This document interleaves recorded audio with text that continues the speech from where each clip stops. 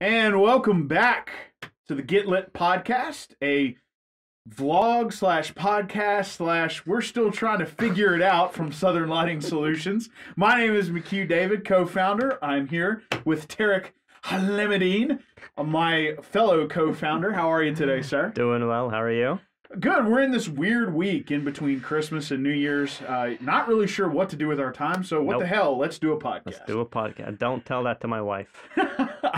So, we figured as we're going into 2021, some of the things that we talked about last couple of weeks as we've started to get going, we're trying to figure out the sound, we're trying to figure out the light. Today, we think we have both. Yep.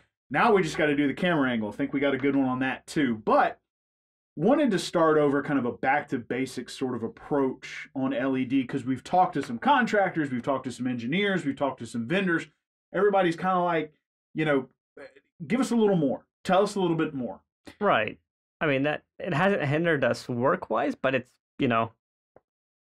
people are new to it. They still got lost with the basics. Right, and it's important to note that, when you were overseas in places like Europe, Middle East, you were dealing with this stuff a lot. So there's a little bit of, familiarity with you where you come in and you say, blah, blah, blah, blah, blah. Like, yeah, we're using this fixture with this driver that has this amount of lifetime on it. And people are like, I'm sorry. What is Yeah, what? yeah. Well, whereas abroad, it's you're speaking with people that speak the same language. Sure. So again, today we're going to be talking basics here. First, foremost, and you and I talked about this a little bit beforehand. Break it down simply. What is an LED light? What is an LED? Okay, so simplest definition, it is a semiconductor that when you pass electricity through it, lights up. Think of a firefly. Right. Essentially what it is. Okay. So it's sort of the same kind of chemical reaction that occurred. Sure. in the belly of a I mean, firefly. and that's where you're getting like now today you have organic LED, Right. which is newer technology. And LED goes back to Germany, right? Is it German? No. It was GE. Okay. And I believe it was in 1965 when they created that, essentially what was the first LED, and that is still running. That LED is still running today. Wow. And a lot of that has to do with that chemical reaction simply being fed by the right driver and the right electricity, right? Sure. Okay. Sure. Sure. Sure, he says. Sure. So when we're talking about LEDs, and especially about fixtures, that's what we do. If you look at this behind us, we're doing standalone fixtures by themselves. It's not typically what most Americans see. Well, okay, so let's define what is a fixture. Go for it. Even your basic lamp is more or less a fixture. It just depends on the type of fixture because all LEDs, they have to have a housing, they have to have a reflector or a cover, they need to have a driver, whether it's a unique standalone driver or, as we've discussed in the past, a driver on board on the actual with the actual chipset itself, and an LED chip. Right. So it could be a small light bulb, or it could be, any of these downlights. It could be our gladiator, a floodlight. It could be a high bay, low. It doesn't matter. They are all more or less considered fixtures. So let's try to do a little comparison here. In America, a lot of people are used to there's a light fixture either in the ceiling or a lamp that's sitting on a table side, and it's got a base, a pole, and then it's got a place where most of the circuitry is done, and you plug in or screw in bulbs. Sure. So a bulb or a lamp has no ballast or driver to it. If you just plugged it, that's if you looked at a filament lamp, which was the original Edison technology, it just required a circuit passing through it, and it was more or less just heating up the filament, which was causing a reaction, and it was giving off light. Whereas a tube required a ballast. Hmm. That's why it was just considered a standalone lamp. If you just passed electricity through it, nothing would happen. Right. You know, you'd more or less blow it out. That's why you needed, a ballast to operate this. That's why it was considered a fixture, and that was your separation, your definition between a lamp and the fixture itself. Whereas today we still continue to use a definition of a lamp because it's more or less the same thing.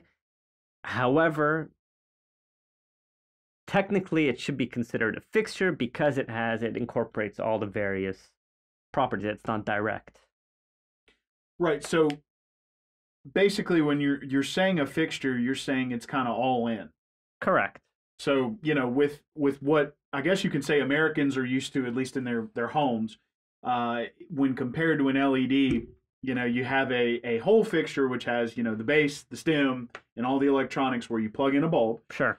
Whereas for an LED fixture, that would mean that you have the chipset, the lens, and the driver, and the housing, the whole, yeah. Right. And so it's the whole thing all in. So one of the interesting things that kind of pulls people apart, and we'll get into some of the separation of what we do in a second, but there are LED bulbs, that people will install in, older fixtures as sort of a retrofit. And we'll get into retrofitting Sure. as its own thing in a second.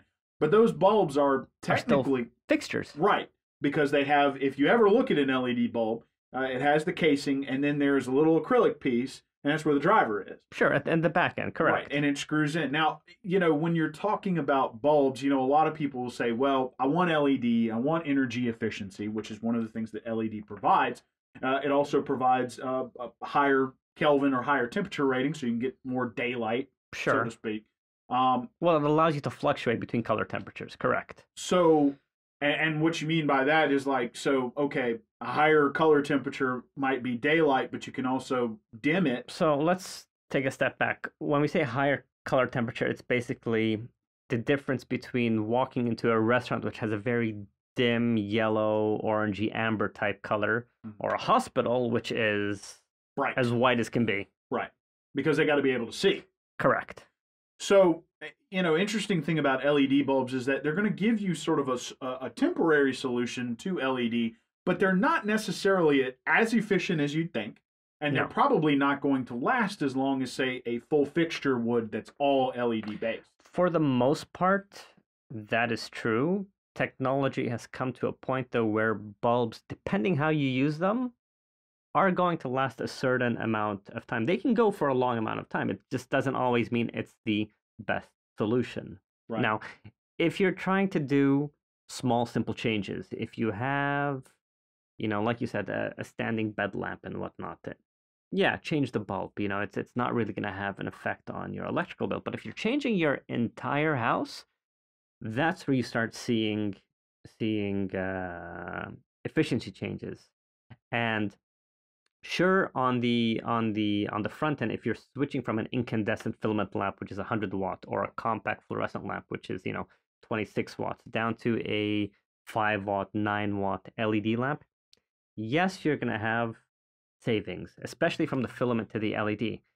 However, and it always catches people off guard, it's not something they look at, which is the power factor of these lamps. When you're running at 0.5 power factor, 10 watt lamp at 0.5 power factor, I know you're laughing at me for doing that, but I did it. Yeah. So 10 watt at 0.5 power factor, you're still using 20 watts of power to get 10 watts of power. You're not really saving. Whereas if you use a 10 watt fixture with a higher power factor external ballast, could be even driver on board, but it's running at 0.9, 0.95, then you're using 11 watts of power to get 10 watts. That's where you start seeing savings. And in a house which has 20, 30, 40, 50, 60 light points, or a commercial place, or a mall, a store, whatever, that's where you start seeing huge savings right off the bat. Sure. Additionally, regardless of how you switch out your LEDs, you're also going to have savings because you're using less heating or less air conditioning.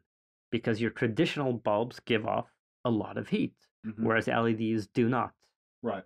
So that's another tertiary type or ancillary type saving that you get right there. Right, because a lot of LEDs are built with heat sinks, or at least they have to, yeah, or at least built with some sort of airflow to help Sure. with that heat issue. For instance, our sports light slash spotlight, has a sort of big fin built on the back to allow a lot of air to pass through to keep it cool. Sure. And I mean, it's generating tens of thousands of lumens, and yet you can still put your hand in front of it. Sure. It's not going to burn it off. Correct. So, when you're talking about switching from incandescent to LED, I want to bring a couple of things up. One, you already said, a lot of times you kind of have to, you don't necessarily have to do whole house, but it is where you're going to see the biggest return on your investment. Sure. And we're not saying, spend a lot of money, because a lot of people can't afford to, spend money on super high-end Sure.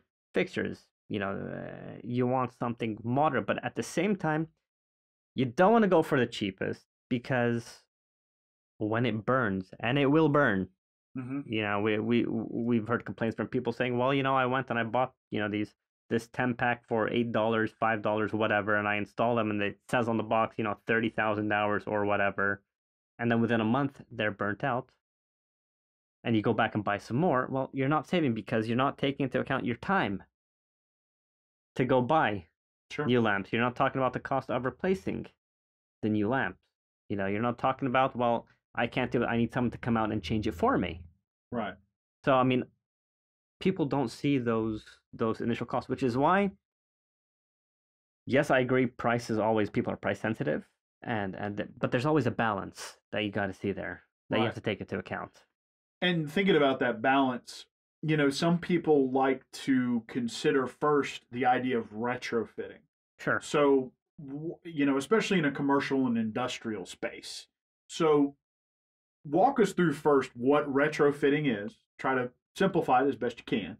And then, let's talk about actual full-on fixture replacement. So, well, that's part of retrofitting. Retrofitting is, you have really two definitions for it. One is, I'm just going to take out the old lamp and put in an LED lamp and be completely done with it. Same fixture, same everything.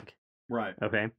You're dropping from, let's say a 1,000-watt high-pressure sodium to a 100-watt LED corn bulb. Great, no problem. That's a straightforward replacement. Okay.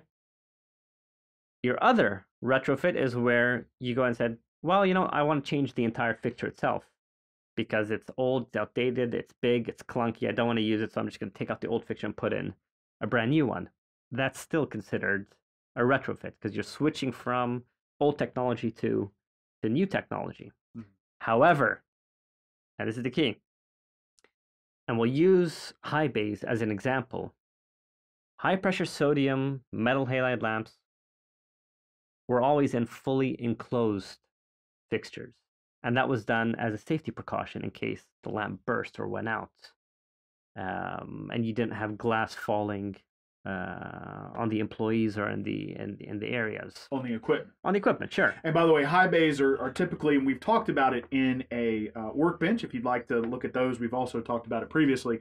Typically, they sit in high areas. Correct. Usually industrial or at least some sort of mechanical area to shine down. We have some great options for that, by the way, but please continue. Correct, yeah. Corn bulbs, in their original iterations, and even in their newer iterations, they need airflow. The LEDs need airflow. The drivers need airflow.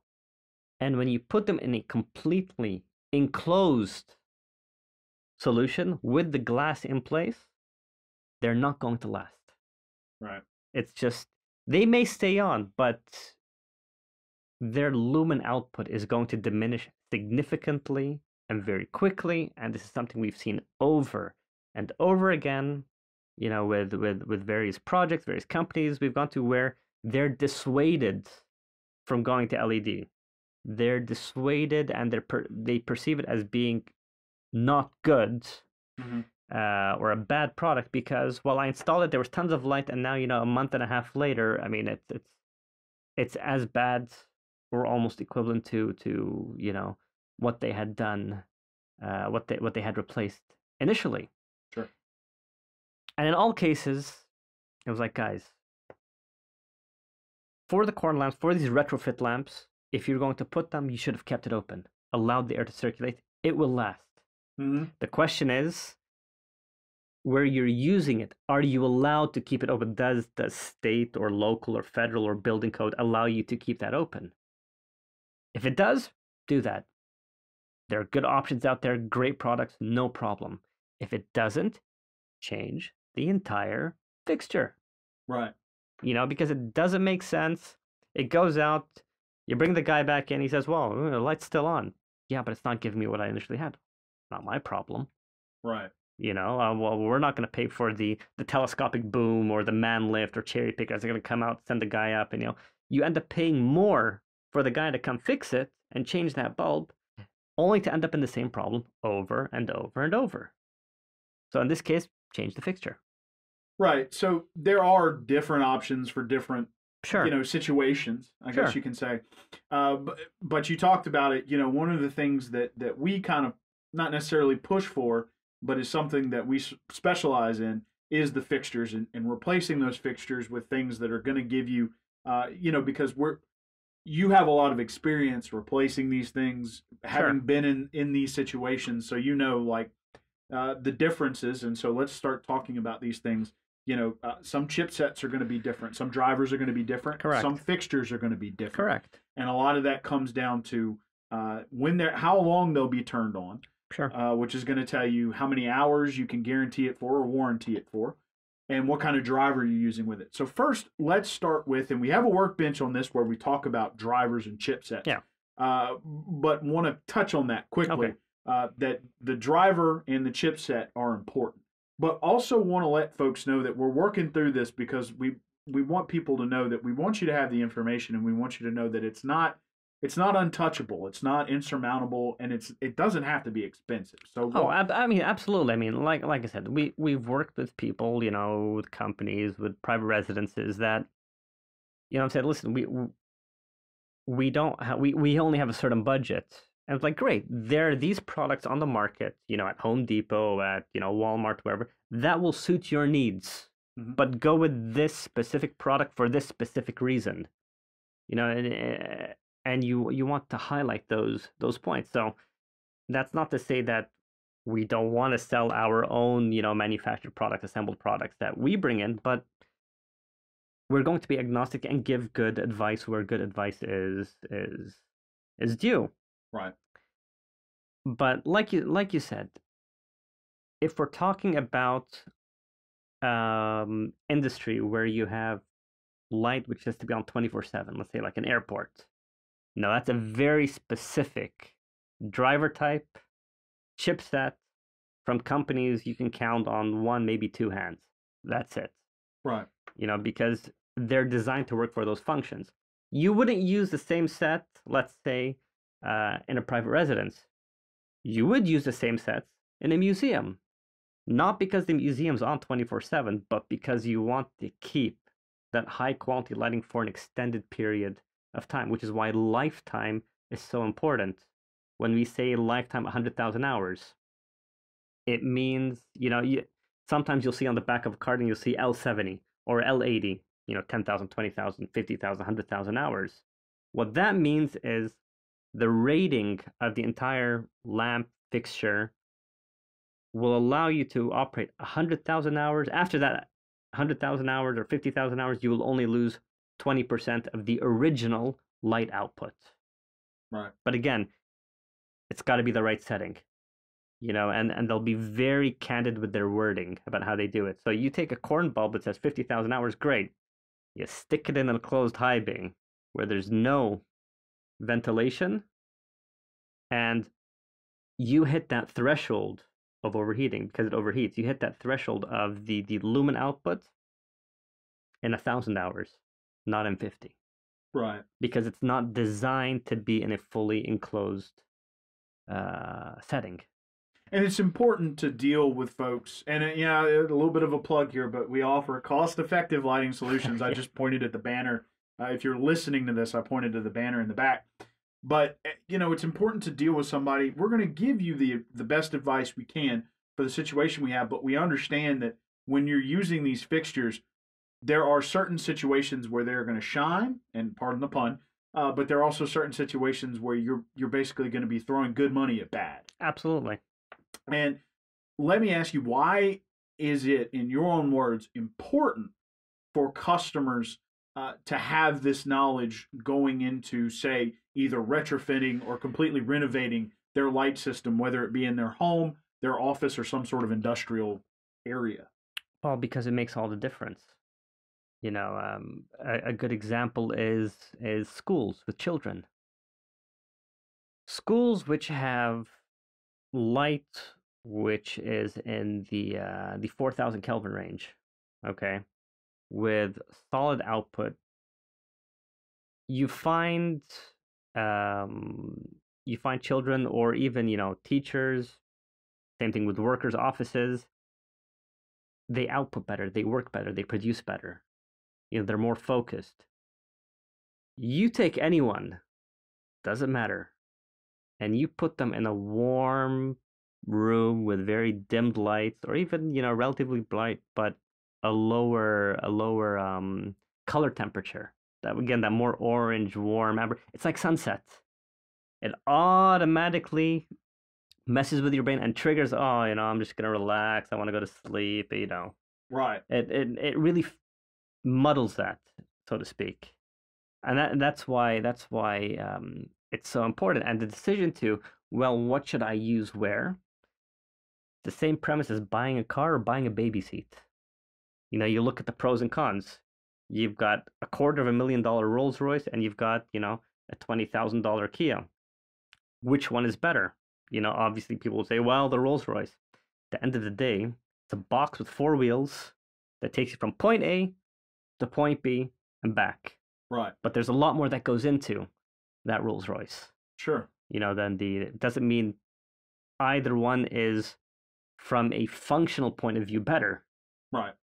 But it just depends what you're using it for. Right. So you brought up a school, and obviously, trying to keep that color temperature high to keep people focused and that kind of thing. Let's talk about something like retail real quick.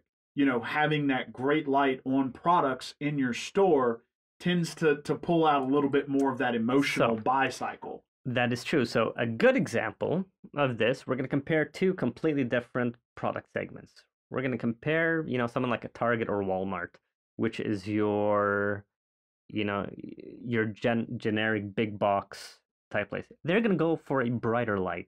Mm-hmm. Okay, a 4,000 Kelvin. Because so people go through, it's bright, they buy more, it's out, they can see everything. It allows them to shop better, get what they need, maybe buy a few more things. They really want you to see everything. They want as much light as possible on every single thing that's there. Right. Now you take something like Victoria's Secret or La Senza, one of these more intimate type stores. You will never see 4,000, 5,000 Kelvin. They go more towards the 3,000, 2,500, 2,200 Kelvin, the warmer, more intimate type intimate mood. Because they're simulating a bedroom. Sure. You want to know what that beautiful piece of lingerie looks like so you can visualize it. It's if you ever notice, you'll have a lot more lights on the outside, but on the actual mannequins, they're more focused with slightly warmer colors to allow you to perceive, Right. Well, that would look nice. Yeah, that would look nice. And it inclines you to. Sure. But if it was just, flat out everything, like you would see like the lingerie and let's say in a Walmart or in JCPenney or whatever, it looks bland. Right. Take the exact same thing, throw it under a warm light, and I guarantee you that, $10 lingerie is going to look just as good and appealing as it's all. There's a science to it. Sure.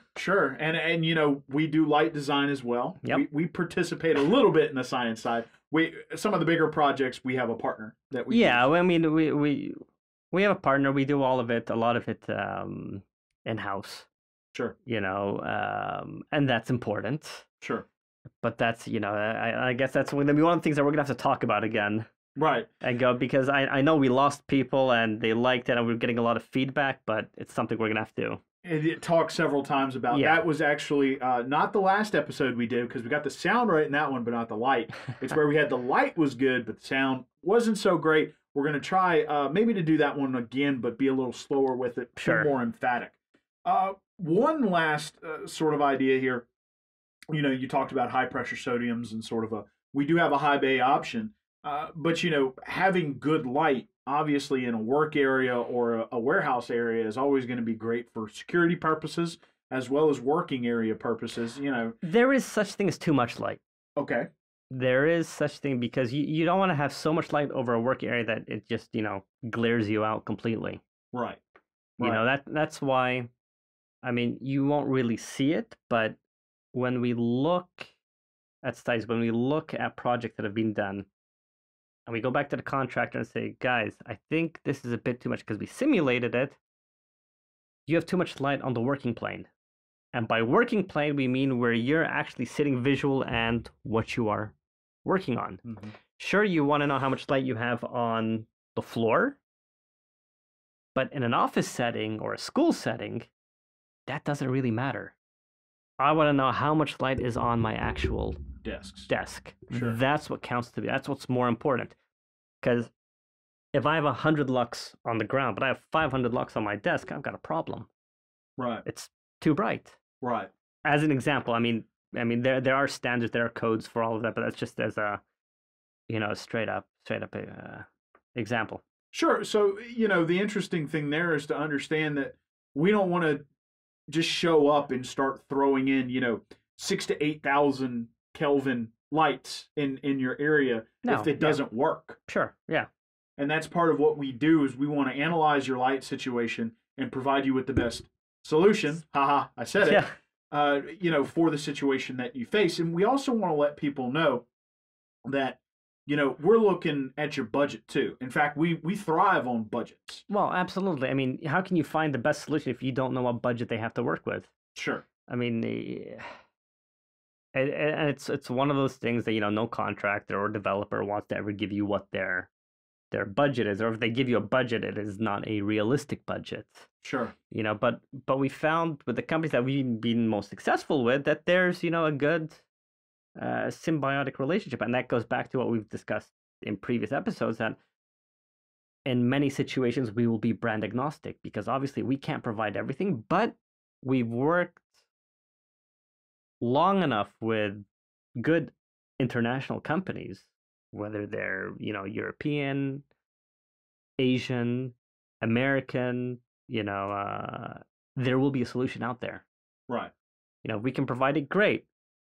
If we provide it through a different company, great. Right. So to kind of wrap this up, we want to let people know you would be surprised what light can do. And we'll actually invite you to go look at previous episodes and previous episodes of our workbench. We have messed with the light in both instances, and even out there, we're in the studio right now, but even out at the workbench, which is in what is considered a pretty well-lit room, adding some light, changing up the light settings on the camera helped a lot with presentation. So, we want to help you find the best solutions, whether it is residential, commercial, or industrial. Tarek has experience in all of it. I'm learning a little bit more. But we wanted to kind of start with the basics. We talked through, just remember that a LED light fixture, we have tons of them that will meet your needs. But we'll also recommend, hey, you know what? You just need 2 linears for your garage. Just head to Home Depot. We can, I think if you go with this brand, it'll probably work just as well for you. Again, yeah, it just depends what you're looking for. But we want to help you. We are young, hungry, and we are looking for work. And we can never have too many projects. We'll just grow with them. Absolutely. So anyway, Tarek, thank you, sir. As always. As we're going into 2021, we've started with some basics. We're going to kind of go through, we've talked a little bit about some of the stuff in the past, but we want to restart with maybe some examples. Yeah. To try to paint a picture for folks. So when we come back, the first episode we'll have coming next week, I'm going to be talking to Tarek, and I just hit my microphone again. That's the third time, me twice, you once. We're going to be talking about a residential solution that he provided. From there, we're going to go into commercial and industrial. So everybody can kind of see that we have a little experience in every background, I guess you can say. Yeah, absolutely. So thank you again, sir. We appreciate it. And thank you all for watching. This is the Get Lit podcast brought to you by Southern Lighting Solutions. My name is McHugh David, co-founder My other co-founder sitting next to me, Mr. Tarek Alamedine. Thank you, sir. Thank you. And we hope everybody has a happy holiday. We are looking forward to having these every week for you on social media. We are on Facebook, LinkedIn, Instagram. We also have a YouTube page if you'd like to check us out. Check us out at southernlightinginc.com. Have a great website. We're working on the blog section to get these posted for you there as well. We hope everybody has a happy holiday. We are wishing for a better 2021 than 2020. Let's get rid of all of that wonderful COVID and try to move on and get back to a little normalcy. But again, next week, we're going to be talking about residential projects and how we can help people there. We will see you then. Thanks for joining us. Take care.